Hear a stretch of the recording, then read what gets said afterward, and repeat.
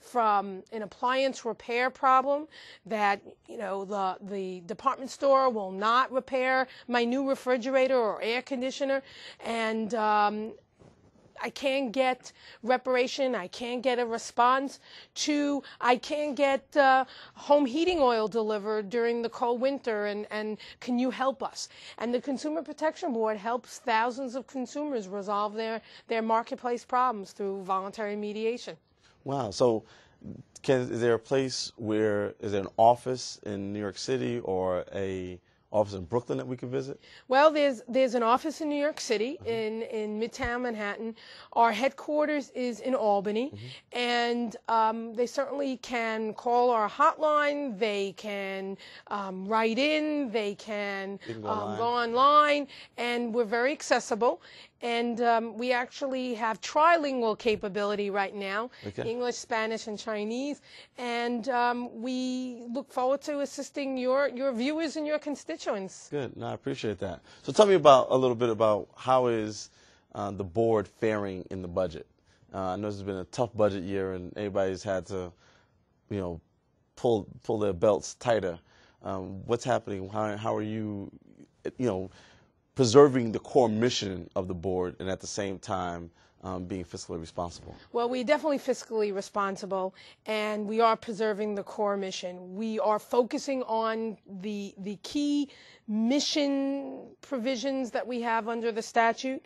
We are responding to the governor's call of restricting expenses. We have reduced our travel. We have cut down on expenditures, but made sure that the services that we provide are efficient and directed for the consumer. We are a small agency, but we get a lot of bang for the buck. Like I said, we've responded to 55,000 hotline calls last year alone, with the average response time, 23 seconds.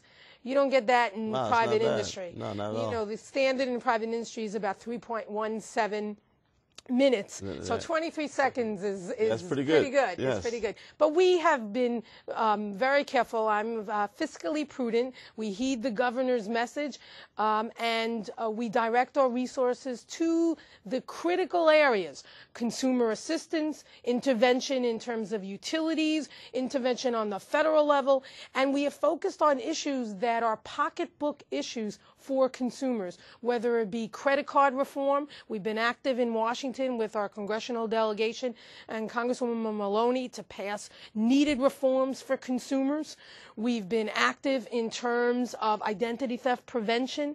We have really focused in on issues that hit home, that hit in the bank book and in the pocketbook and in the wallet, so that we hope that consumers will weather this downturn. Yeah, I'm glad to hear you talk about the issues around credit cards, because everybody has a problem now with their credit cards, whether it's the ability to pay or it's interest rates or really some of the credit problems we've gotten into as a nation has really been that we've been a debtor nation, a society of debt, and part of that has been, if you go to any college campus, and in the center of my district is Brooklyn College, and I know if you walk down Campus Road, and I know you're very familiar with the neighborhood, you'll see banks, essentially hustling credit cards to 18, 19-year-old, 17-year-old students, many of which barely have a bank account, let alone any significant credit, and so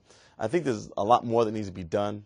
I actually have a bill that I'm trying to pass through the Senate this year that actually will require banks before they were able to issue a credit card to a student, that a student went through a financial literacy program prior to that, so that they understand the responsibilities. Because really, a lot of young people are coming out of college with their credit ruined already. Right. And it's really a shame. It really puts them behind the 8 ball in terms of pursuing graduate education, a house, a car. Sometimes those things are very much needed for their day-to-day lives, and before they've gotten their life really on track, they're already at a deficit. Right. And so we really need to find ways to protect them. And not that we want, we don't want companies to make money. We want them to make money, and we want to have industry, but we need to make sure that consumers are being protected and that people are being informed so that they can make the right consumer decisions, at every step of their lives. Well, Senator, I'm glad you raised that issue. We at the Consumer Protection Board have, for the last 2 years, promoted credit card management, identity theft prevention, and all types of life skills with the college institutions, and we've been on many of the CUNY campuses promoting those types of issues, making presentations, educating students and graduate students, by the way, about the need to save and to be smart using their credit cards. We also work with the SUNY system to do just that, and I applaud that legislation. Perhaps they can use our financial literacy program or our life skills program, because that is something that's desperately needed. Students should not be in such debt as they walk to, adulthood and put really behind the 8 ball before they really get started and march on to a professional career. Absolutely. So tell me, what's the future of the Consumer Protection Board? Like, what would let's say the stimulus package really helps, and we're hoping that the federal stimulus brings us into a different place in 2010. What are the set of things that you as the CEO would like to see the Consumer Protection Board get more involved in or do more of, given a normalized budget situation? Well, that's an excellent question. I would hope that the federal stimulus package for consumers would lead to a less friendly environment for scams. Okay.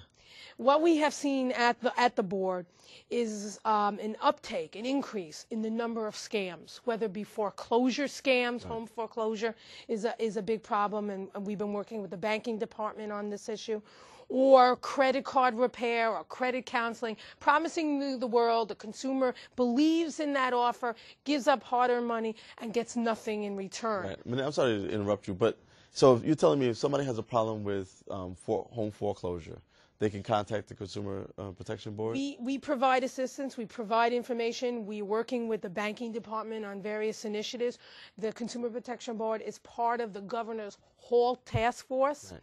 And certainly we can provide assistance and direct the consumer to maybe more effective counseling, okay. Actual counseling and actual mediation with servicers and mortgage lenders. Okay, so you're saying that the direction you'd like to see in terms of federal stimulus is to really create an unfriendly environment for people creating scams. And I know every time that there's, anytime that the federal government gives money, there's a million people out there trying to figure out how to get money from people. Right. Who are getting it legally. Right. There's tremendous opportunity out there. I hope New York State gets its fair share, and I know you're working to see that happen. But if it relaxes the environment and the tension that causes these scam artists who are so creative, mm-hmm. Every opportunity possible, we have seen scam artists, whether they use the internet through phishing, whether they use the phone through telemarketing fraud, or they put an ad in the newspaper as a come on to get consumers to look for services that desperately needed. This environment, this economy is so ripe for scam artists that I hope, if nothing else, consumers get some relief. Right. And we at the board are constantly trying to educate seniors, immigrants, and others to the fact to be on the lookout for these types of scams so that they don't fall victim. So tell me, as we wrap up, where do people contact you again?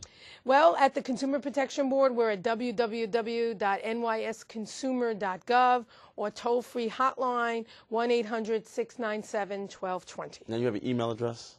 They can go on our website. We have a webmaster. They can email questions or comments or concerns, and we respond. Good. Well, Mindy A. Bockstein, our CEO and president of the New York State Consumer Protection Board, I really want to thank you, one, for your tremendous service to the people of the state of New York, and particularly the people of Brooklyn. I look forward to our continued work together. I know that while you're on the case, that anybody out there committing fraud is not safe. And so thank you. And I think this is going to be lots of opportunities for us to continue to get together and to work towards making sure that our consumers are the best informed consumers in the state of New York. I hope so. And together we have a great partnership. Brooklyn can't lose. Absolutely. And so I just wanted to thank everybody for joining me.